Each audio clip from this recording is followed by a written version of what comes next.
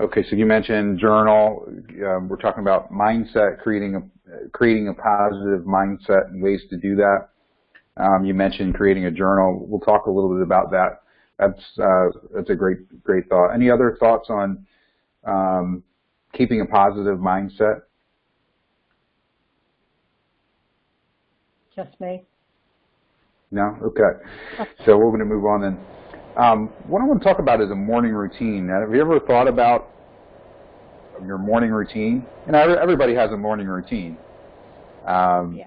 You know, but have you ever really thought about, well, what is my morning routine, and what should I be doing to make the most of that morning? So this is kind of briefly my morning routine, and you might be able to relate to this. So drink a glass of water. Well, it's just a matter of being hydrated. So, you know, you're asleep for 6, 7, 8 hours, and you wake up and your body needs that water. So get that glass of water right away. I do journaling just the same as you do, Denise. I do it after I get my glass of water, and I'll do my journaling. And just having some quiet time in the morning, when it's typically the best time to be able to do that. It's quieter in the house. Maybe everybody, if you can get up before everyone else in the house, you'll have a little bit of quiet time. Get your exercise in, get your reading, devotional time, prayer time, and then eat a good breakfast. I mean, some people like to skip breakfast. I don't know how to do it, but you know, some people just skip it, don't eat anything, or have a shake or whatever the case is. But yeah, I think it's good to eat a good breakfast. How about you? Anyone else want to share their morning routine? Anything that they found helpful? I do exactly that. Okay, great. Coffee, okay, yeah. Get your coffee. I'm a tea person. I get my tea usually with the breakfast. You know, so I go and a lot of water in the morning. So keep hydrated. So it's important, I think, to start off the day well. When we're talking about mindset, is just getting into good positive habits in the morning will help you to stay positive through the day. So if I've got my good breakfast, I've done my journaling, my exercise, devotional time, I got my hydration and everything, then I'm going to be in a better mood, better mindset going through the rest of the day. And here's just some thoughts, some ways to stay positive, and one would be keeping the internet, the TV, and the phone off in the morning. You know, you have the TV on in the morning. Well, the only thing on in the morning is like the news, and it's usually nothing positive. So you're not really missing much if you were to you know, just to have that turned off in the morning. And keeping your phone off in the morning too, that can be real distracting. So if you're checking your phone, your email, voicemails, whatever the case is, then you're getting out of that morning routine and you're not having the most effective morning that you can have. So a lot of that stuff can just wait. TV, internet, not really necessary. You can hold off on that. The second point I have on there is be intentional about what and who you listen to. So what are you listening to? Yeah, is it the negative news or negative people in your life, or you know, things that aren't positive? If you're listening to those types of things, watching a television show that's, we would say, the reality TV that's not really reality at all. It's you know, those are things that aren't going to be helping you to create a positive mindset. And who are you spending time with? Have you ever heard the saying, you become the top 5 people that you hang out with the most? That's who you become. Have you ever heard that? Yes, I have heard that. Yeah. So who are you spending time with? I mean, if you're spending time with negative people, that's going to tend to drag you down. So here's another thought: read a book a month, or something positive, encouraging, uplifting. Any other thoughts on that, ways to stay positive? No. Okay. Here's something that we don't tend to think about too often, and this is using positive words. So the words we choose are very powerful. And so there's some words that we can eliminate or work on eliminating from our vocabulary. One is don't, not, and no. These are 3 words: don't, not, and no. And the reason was don't, not, and no. So when we're children, we hear these words all the time. Oh, don't do that. No, not now.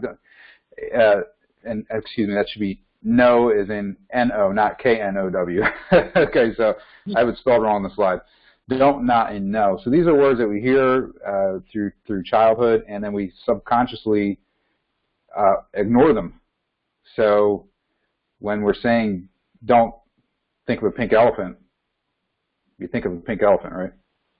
Right. Right. So so rather than saying what we don't want, we should change our words into focusing on what we do want. So that's something to be aware of and something to be working on. It's not something that you can do overnight. It's just be aware of the words that you're using. You can even throw out words like if I can, or I hope, and maybe, and replace them with I can, I will, I must, I intend to. Another word that you can replace is the word but.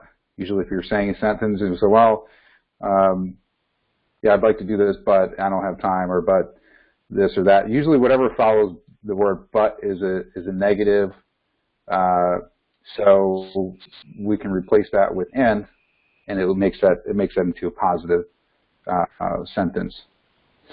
So any other words that you can think of that would be negative, that would be something that would not be helpful for your mindset?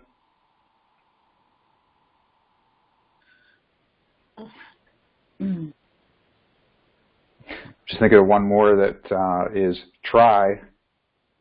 The word try is a word that people use all the time. I use it myself. And try is not it's not positive or negative. It's, well, I'm going to try, or you're either going to do it or you're not going to do it. So we can eliminate the word try and use intend. So I intend to do this, or I will do this. So yeah, the word try is not good. It's not a word with commitment to it. So if you've ever watched the Star Wars, I know Yoda says, "Do or do not, there is no try." That's one of his famous quotes. So we either have to do it or not. So that's a word we can work on eliminating too. So this is, if you can see the slide, whatever is true, whatever is noble, right, pure, lovely, admirable, excellent, praiseworthy, think about such things. That's Philippians 4:8. Okay. Okay. As a man thinketh in his heart, so he is. Proverbs 23:7. Okay. Then I'm going to talk about affirmations. Oops, excuse me. I'm just going to.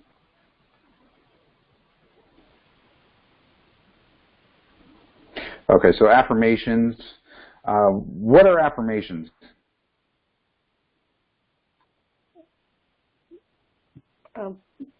When you just keep telling yourself positive statements like, I am skinny, I am healthy, I am, I can't think of anything else. Yeah, you're right. They're when you get put on the spot. They're what? I said when you get put on the spot, your mind goes blank. No, you did good. You did good. You did good. Thank you. Yeah. So self-affirmations, these are positive statements, like you said, something positive about yourself. Self-scripts, what you could call them, that can condition the subconscious mind to help you to develop a more positive perception of yourself. You gave some great examples, yeah. And there's something like, I'm alive, alert, awake, enthusiastic, I have abundant energy, deep empathy, I come from contribution, I'm an opportunity magnet, I'm a lead generation machine, I choose to take advantage of this in all markets. Here's the thing, though, that I think a lot of people miss with the affirmations, is that it has to be true.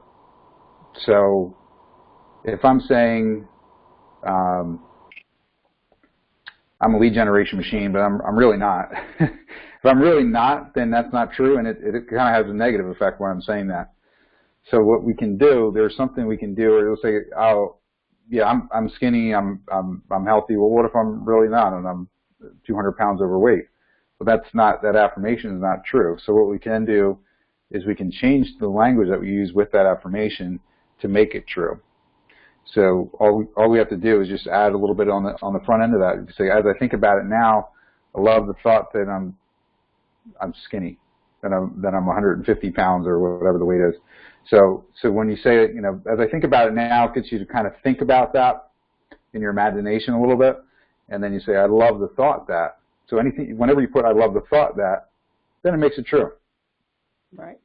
Does that make sense?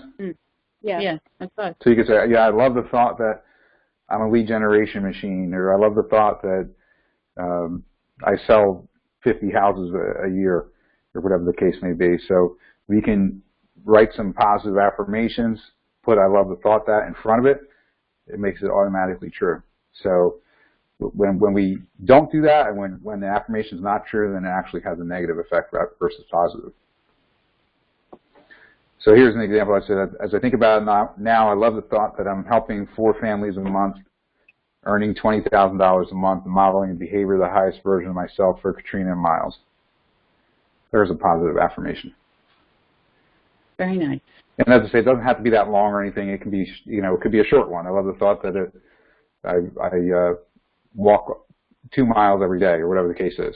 You know, so you could do something short like that. Journaling. I know Denise, you mentioned you do journaling. Right. I think, yeah. So I'm going to share with you some thoughts on. I call it my totally awesome journaling method. So I started doing journaling as a result of taking the Bold class with Keller Williams Realty. Have you heard about that, Denise? No. Okay, it's called Bold Business Objective: A Life by Design. And there is a class coming to Washington Township coming up. So they have it usually every quarter. There'll be one somewhere in the area within usually an hour or so distance away. Okay. So the class is very good. It teaches you a lot of work on the mindset. So a lot of the things that I'm sharing with you come from that class. Some of the mindset, some of the language, things like that. So a lot of that does come from the Bold class. And one of the things I learned by taking that, but I guess the first time I took that class was probably maybe 6 years ago, or maybe longer. I can't remember exactly when, but it was a while back. So I've been actually journaling since then. So it's probably been about 6 years or so. And then I've learned over the years different tips that I picked up from different people, and so I've kind of incorporated that to taking a little bit of what I learned from Bold, adding a few things to it, and what I call now my totally awesome journaling method. So journaling is really, really great, especially when you do it in a way that's positive. So what I do is I'll write off on the top of my journal, Lord, thank you for a great day, and then I say did well. So did well is you just write out what you did well the day, or I usually do it for the day before. So what did I do well yesterday? I'll write out, you know, what I did well. Okay, well, you know, I got a new listing, or maybe it's a personal thing, like, well, you know, I exercised. It's just finding something positive that you can say, yeah, I did this yesterday. That was good. You know, so we're not gonna write anything negative on this journal. All positive. Right. And then I like to say, Lord, thank you for.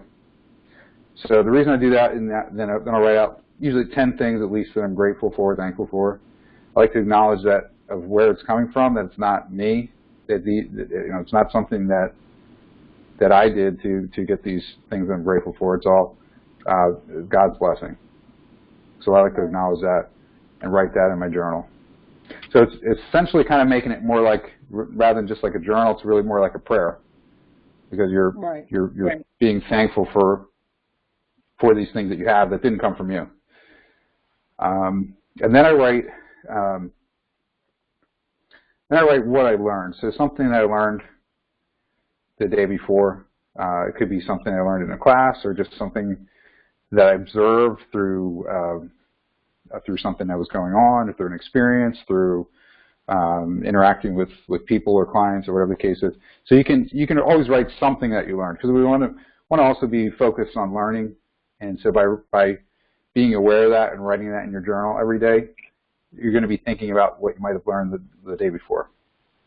Right. And then the last part, I used to write, you know, what I want, and then I would write it then I would write out, okay, well, I want to talk to 20 people today. I want to get a listing. I want to have a date night or whatever.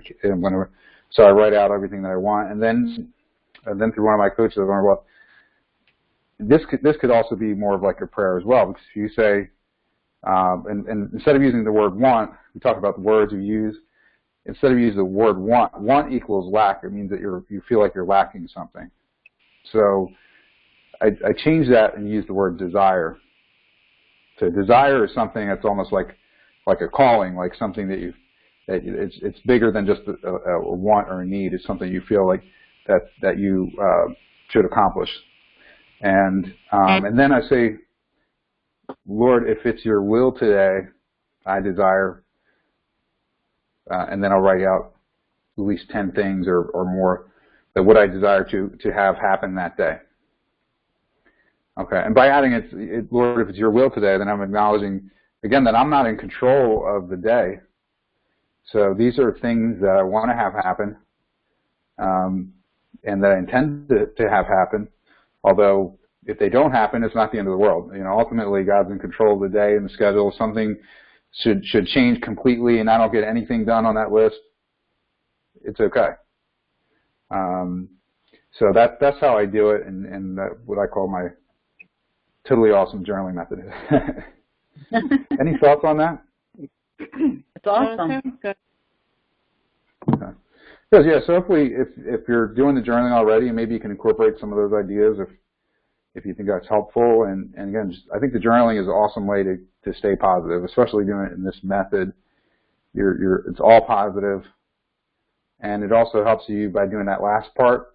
Just kind of helps you focus on what you want to have accomplished that day. So it's almost like a little bit of a planning your day out a little bit too. So it's really helpful. I'll try that tomorrow. Yeah. Great. Okay, so that's about, well, the intention is to keep, I've used the word try, so we're not going to do that. My intention is to keep these calls to about a half hour, so we're almost done here. I do want to share another resource for you, which has been helpful for me, which is called a life plan. And there's a book called Living Forward. The website is livingforwardbook.com. And that was a book written by Michael Hyatt and Daniel Harkavy, I believe, is the other author of that. So what that is about, it's a process for thinking through your life and thinking through your priorities of what's important. It's a really great book. It's a pretty easy read, and it'll really get you thinking about. So you may have a business plan, or okay, this is what I want to accomplish in my business. But we don't typically have a life plan of what's important in my life. What do I want to accomplish in my life long term? So this is a great resource. I highly recommend the book Living Forward, and it's a great read and great resource. Again, keeping positive by knowing your priorities and what's important to you. Okay. All right, great. Okay, that's great. Thank you. Yeah. So that's about all I have for today. Any questions? No. No? Okay. And then let me ask you just for, I'll turn the recording off.